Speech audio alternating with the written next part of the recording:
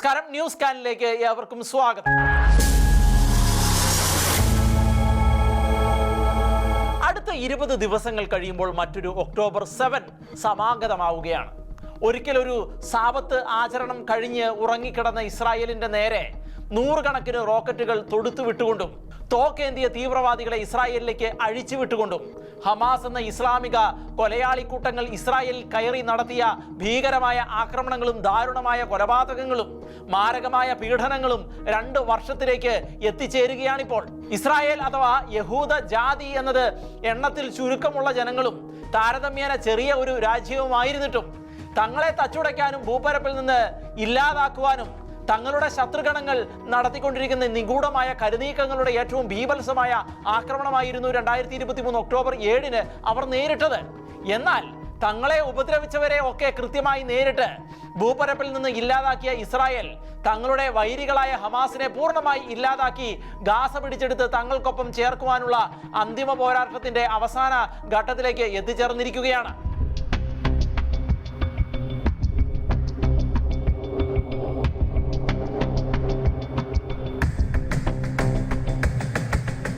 AD 70 Titus കൈസറുടെ ആക്രമണത്തെ തുടർന്ന് രാഷ്ട്രഭ്രഷ്ടരായി ലോകം മുഴുവൻ ചിതറപ്പെട്ടു പോയ യഹൂദന്മാർക്ക് ലോകത്തിലെ വിവിധ രാജ്യങ്ങളിലെ നൂറ്റാണ്ടുകൾ നീണ്ട പ്രവാസത്തിന് ശേഷം സ്വന്തം രാജ്യത്തേക്ക് മടങ്ങി വരുന്നതിനുള്ള വഴി തുറക്കപ്പെട്ടത് 1914 മുതൽ 1919 വരെ നടന്ന ഒന്നാം ലോക മഹായുദ്ധത്തിനും 1939 മുതൽ 1944 വരെ നടന്ന രണ്ടാം ലോക മഹായുദ്ധത്തിനും ശേഷം ആയിരുന്നു. ലോകത്തെ മുഴുവൻ ചുട്ടരിക്കാൻ വട്ടം കൂട്ടി അഗ്നികൂട്ടമായിരുന്ന ഈ ലോക യുദ്ധങ്ങളിൽ കനത്ത നാശങ്ങളും നാശനഷ്ടങ്ങളുമാണ് ലോക രാഷ്ട്രങ്ങൾക്കുണ്ടായത്.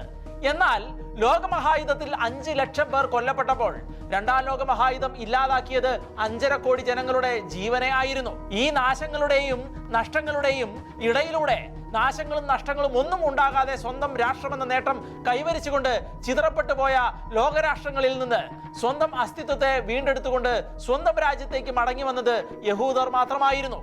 എന്നാൽ അവർ ഇസ്രായേലിലേക്ക് മടങ്ങി വന്ന് രാഷ്ട്രം സ്ഥാപിച്ച നാൾ മുതൽ അവരെ ഭൂപരപ്പിൽ നിന്ന് തുടച്ചു മാറ്റാൻ അരയും തലയും മുറുക്കി കാത്തിരിക്കുകയായിരുന്നു അവരുടെ ചുറ്റും വിന്യസിച്ച് കിടക്കുന്ന ഇസ്ലാമിക രാഷ്ട്രങ്ങൾ. 1948 ഇസ്രായേൽ സ്വതന്ത്ര രാഷ്ട്രമായി.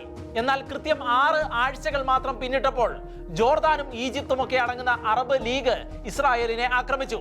ഇന്നുള്ളത്ര ആയുധങ്ങളോ സാങ്കേതിക വിദ്യകളോ ഒന്നും കയ്യിൽ ഇല്ലാതിരുന്നുവെങ്കിലും ബുദ്ധിയും ധൈര്യവും മാത്രം കൈമുതലാക്കി പൊരുതിയ ഇസ്രായേൽ ആ അറബ് രാഷ്ട്രങ്ങളെ തോൽപ്പിച്ച് ഛിന്നഭിന്നമാക്കി വിടുകയായിരുന്നു. ആ യുദ്ധത്തിന് ശേഷം കൃത്യം 9 വർഷങ്ങൾ കഴിഞ്ഞപ്പോൾ, അതായത് 1957 അറബ് ലീഗ് വീണ്ടും ഇസ്രായേലിനെ ആക്രമിച്ചു. 9 വർഷങ്ങൾ കൊണ്ട് രാജ്യത്തിന്റെ വളർച്ചയും കരുത്തും മെച്ചപ്പെടുത്തിയ ഇസ്രായേൽ ആ യുദ്ധത്തിലും വിജയിച്ചു. ലോകത്തെ മുഴുവൻ ആശങ്കയിലാഴ്ത്തിയ ഈ യുദ്ധത്തിന്റെ കെടുതികളാൽ പശ്ചിമേഷ്യ വലയുന്നതിനിടെയാണ് 1962 ഇന്ത്യ ചൈന യുദ്ധം പൊട്ടിപ്പുറപ്പെടുന്നത്. അത് കഴിഞ്ഞ് ഒരു 5 വർഷങ്ങൾ കൂടി കഴിഞ്ഞപ്പോൾ പശ്ചിമേഷ്യയെ ഭീകരമാക്കിക്കൊണ്ട് 6 അറബ് രാജ്യങ്ങൾ ചേർന്ന് വീണ്ടും ഇസ്രായേലിനെ ആക്രമിച്ചു. അവിടെയും വിജയം ഇസ്രായേലിനൊപ്പമായിരുന്നു. 1973 ഇസ്രായേലിനെതിരെ സിറിയയുടെയും ഈജിപ്തിന്റെയും നേതൃത്വത്തിൽ അറബ് ശക്തികൾ ചേർന്ന് 4ാമത്തെ യുദ്ധത്തിനായി വീണ്ടും വന്നു. യോം കിപ്പൂർ യുദ്ധം എന്ന് ചരിത്രത്തിൽ രേഖപ്പെടുത്തിയിരിക്കുന്ന ആ യുദ്ധത്തിലും സിയോന്റെ സൈന്യം പരാജയപ്പെട്ടതില്ല. തോറ്റോടിയ സിറിയയുടെ ഗോലാൻ കുന്നുകൾ അടക്കമുള്ള സ്ഥലങ്ങൾ ഇസ്രായേൽ അങ്ങനെയാണ് സ്വന്തമാക്കുന്നത്. ഇസ്രായേലിനെ ദ്രോഹിച്ചവരൊക്കെ തമ്മിൽ തല്ലി ഛിദ്രിക്കുന്ന കാഴ്ചകളാണ് പിന്നീട് ലോകം കണ്ടത്. 1980 മുതൽ അങ്ങോട്ടുള്ള 10 വർഷങ്ങൾ ഇറാനും ഇറാഖും തമ്മിലുള്ള ഘോര യുദ്ധമാണ് ലോകം കണ്ടത്.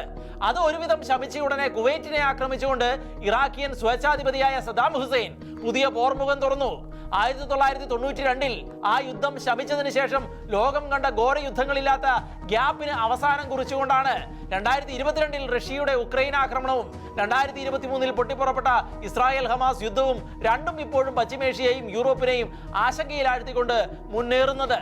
യൂറോപ്പിൽ പോളണ്ട് കേന്ദ്രമായി റഷ്യക്കെതിരെ നാറ്റോ രാജ്യങ്ങൾ അരയും തലയും മുറുക്കി രംഗത്തിറങ്ങുമ്പോൾ പശ്ചിമേഷ്യയിൽ ഖത്തറിന്റെയും ഇറാന്റെയും ഒക്കെ നേതൃത്വത്തിൽ ഒരു അറബ് നാറ്റോയുടെ സംയുക്ത സേന ഇസ്രായേലിനെതിരെ രംഗത്തിറങ്ങുമെന്നുള്ള സൂചനകളാണ് പുറത്തു വന്നുകൊണ്ടിരിക്കുന്നത്. ഹമാസ് എന്ന ലോകോത്തര ഭീകര സംഘടന ഗാസയിൽ കാട്ടിക്കൂട്ടിയ കൊള്ളരുതായ്മകളുടെ ഫലം അനുഭവിച്ചുകൊണ്ടിരിക്കുന്നത് പലസ്തീനിലെ പാവപ്പെട്ട മനുഷ്യരാണ്.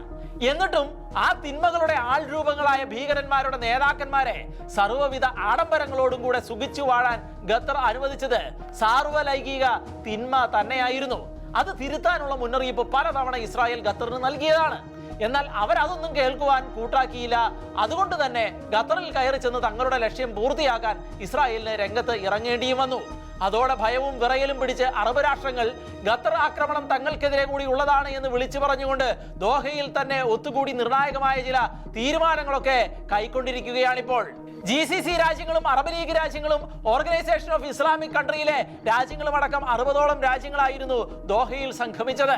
എന്നാൽ എബ്രഹാം അക്കോർഡ് അനുസരിച്ച് ഇസ്രായേലുമായി ധാരണയിൽ നീങ്ങുന്ന UAE, ബഹ്റൈൻ, മൊറോക്കോ എന്നീ രാജ്യങ്ങളുടെ ഭരണാധിപന്മാർ ഖത്തറിൽ എത്തിയില്ലെന്നത് വളരെ ശ്രദ്ധേയമായ കാര്യം കൂടിയായിരുന്നു.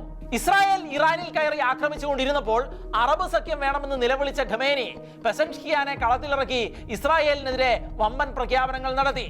എർദുഗാന്റെ തുർക്കിയാകട്ടെ അതിന് ശക്തമായ പിന്തുണയും നൽകി.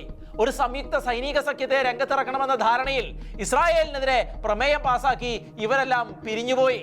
1948-ലും 1957-ലും 1967-ലും 1973-ലും വാങ്ങിച്ച് കൂട്ടിയത് ഒന്നും ഈ അറബ് രാജ്യങ്ങൾക്ക് മതിയായില്ല എന്ന കാര്യം ഇതോടെ ഉറപ്പായിരിക്കുകയാണ്. ഇവരെല്ലാം ഖത്തറിൽ കൂടി പ്രമേയത്തിൽ ഒപ്പിടുമ്പോൾ തന്നെ അമേരിക്കയുടെ വിദേശകാര്യ സെക്രട്ടറിയായ മാർക്കോ റൂബിയോ ഇസ്രായേലിലെത്തുകയും നെതന്യാഹുവുമൊത്ത് മാധ്യമങ്ങളെ കണ്ടപ്പോൾ ഖത്തർ എന്നല്ല, ഭീകരവാദികൾ ഏത് രാജ്യത്ത് പതിയിരുന്നാലും അവരെ തങ്ങൾ വെച്ച് പൊറുപ്പിക്കില്ല എന്നും അക്കാര്യത്തിൽ ഖത്തറിന് ഒരു ഒഴിവൊഴിവുമില്ലെന്നും നെതന്യാഹു തീർത്തു പറഞ്ഞിരിക്കുകയാണ്.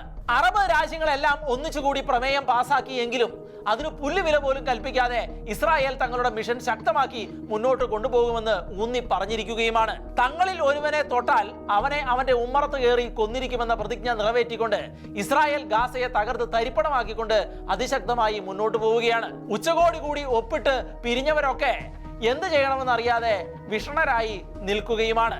സിറിയയാകട്ടെ ഗോലാൻ കുന്നുകൾ അടക്കമുള്ള തങ്ങളുടെ സ്ഥലങ്ങളൊന്നും തങ്ങൾക്കിനി വേണ്ടെന്ന് തീരുമാനിച്ചിരിക്കുകയുമാണ്.